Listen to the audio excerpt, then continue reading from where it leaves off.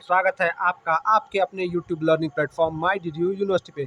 मैं आपका educator Shubham sir आज लेकर उपस्थित हूँ। स्टूडेंट्स, आपकी बहुत डिमांड हो रही थी कि सर मिड टर्म का पेपर जो रिटेन आता है वो आप सर हम लोग को बताइए कि कैसे क्वेश्चन आते हैं, क्योंकि सर ऑब्जेक्टिव तो हमें पता चल जा रहा है लेकिन हमें मिड टर्म का पता नहीं चल रहा है। तो स्टूडेंट, मैं आपके लिए POL 104 का प्रीवियस ईयर पेपर और जो आपका मिड टर्म का पेपर है वो लेकर अवेलेबल हूँ। स्टूडेंट्स, तो आइए देख लेते हैं कैसे क्वेश्चन आए थे और इसके में आपको क्या क्या पढ़ के जाने की ज़रूरत होती है ताकि आपके आंसर अच्छे हों और आपका नंबर देख लीजिए। स्टूडेंट, जैसा कि आप अपने स्क्रीन पर देख पा रहे हैं, ये POL 104 का मिड टर्म का पेपर है जो डिस्क्रिप्टिव है यानी रिटेन है। आप देख सकते हैं कि ऊपर लिखा हुआ है डिस्क्रिप्टिव, ठीक है, यानी व्याख्यात्मक इसमें आपको लिखना है।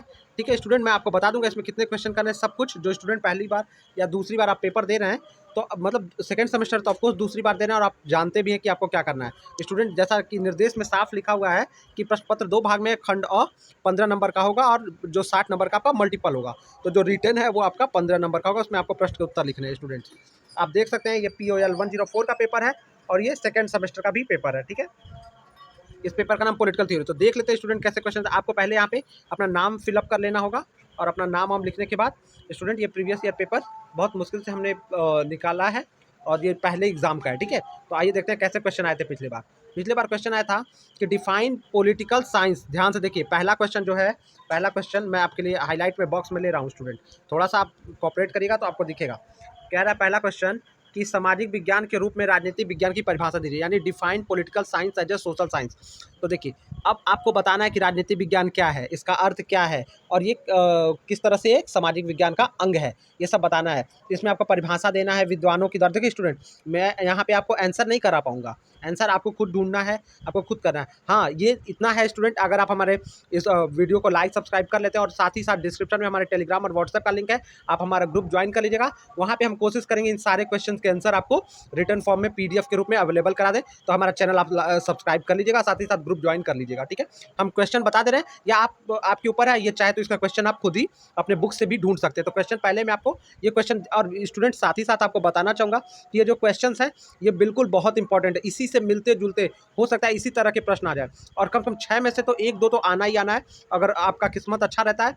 और जैसा कि अभी हम देख रहे हैं एग्जाम में पेपर जैसे रिपीट हो रहा है, तो हो सकता है कि इसमें से 3-4 क्वेश्चन 5 क्वेश्चन एकदम सेम टू सेम ऐसे ही थोड़े से बदले हुए आए, लेकिन आंसर आपको यही लिखना होगा। तो देख लेते हैं, इसके अनुरूप आप तैयारी अपनी करिएगा। ठीक है, तो पहला क्वेश्चन है, आपको political science as a social science आपको बताना होगा, जिसमें विद्वानों के द्वारा दी गई परिभाषा का जिक्र करना होगा। जैसे गार्नर के अनुसार राजनीतिक विज्ञान को गार्नर ने कहा था कि राज्य के साथ शुरू और राज्य के साथ खत्म होता है।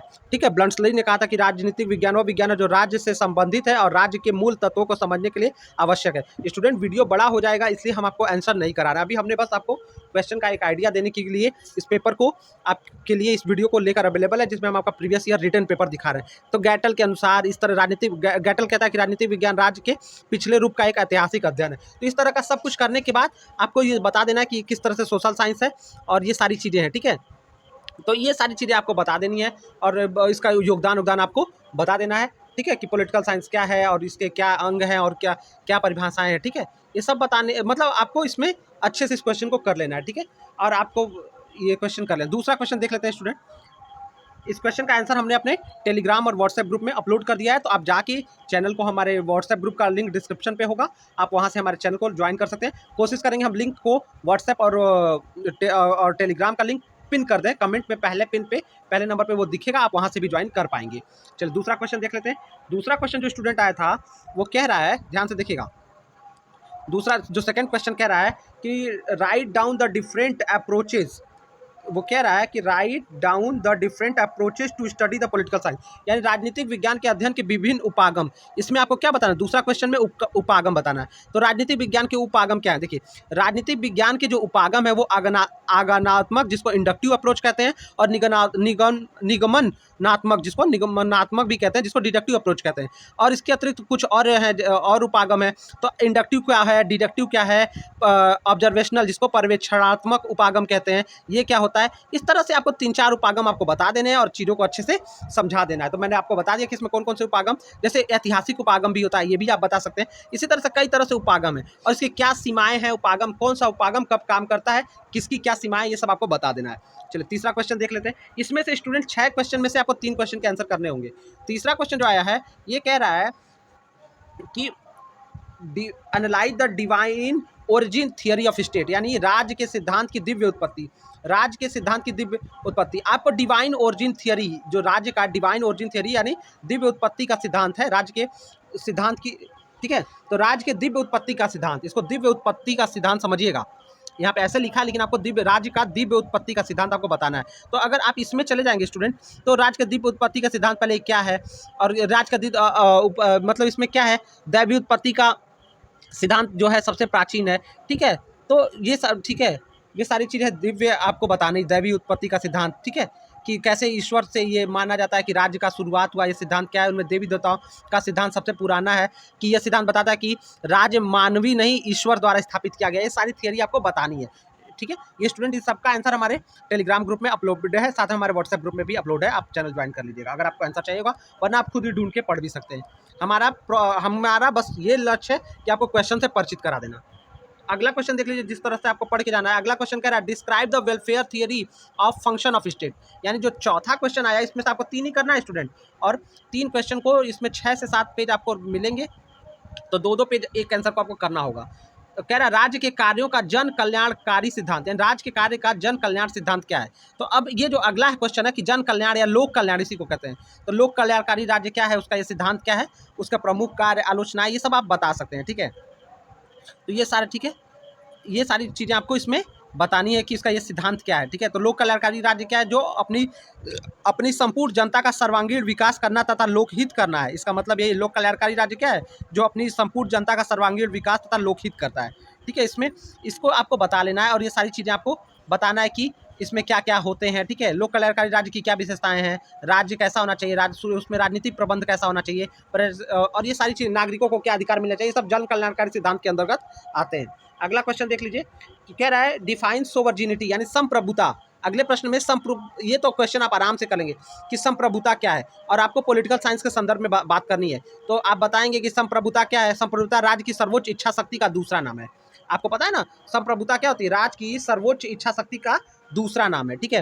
राज्य के सभी व्यक्ति और संस्थाएं संप्रभुता के अधीन है, यानी किसके, सोवर्जिनिटी के अधीन है, और संप्रभुता बाहरी तथा आंतरिक दोनों दृष्टि में सर्वोपरि होता है। ये सारी बातें आपको बता देनी है। संप्रभुता का तात्पर्य राजा की उस शक्ति से है जिसके कारण राज्य अपनी सीमाओं के अंतर्गत कुछ भी करने के लिए स्वतंत्र है, यानी राजा इतना पावरफुल, यानी जो राजा मतलब जो राज्य को चला रहा है, जैसे प्रधानमंत्री भी राज्य का यहाँ पे राजा ही, तो वो क्या कर रहा है, अब वो इतना शक्तिशाली होना चाहिए कि जिसके कारण कि राज्य अपनी सीमाओं के अंतर्गत कुछ भी कर ले। राज्य अपने देश की सीमा के अंदर राज्य जो चाहे वो करे, उसमें दूसरा राष्ट्र या दूसरा राज्य इंटरफेयर ना करे। ये सब चीज़ें हैं, ये सब आप लिख लीजिएगा इसमें।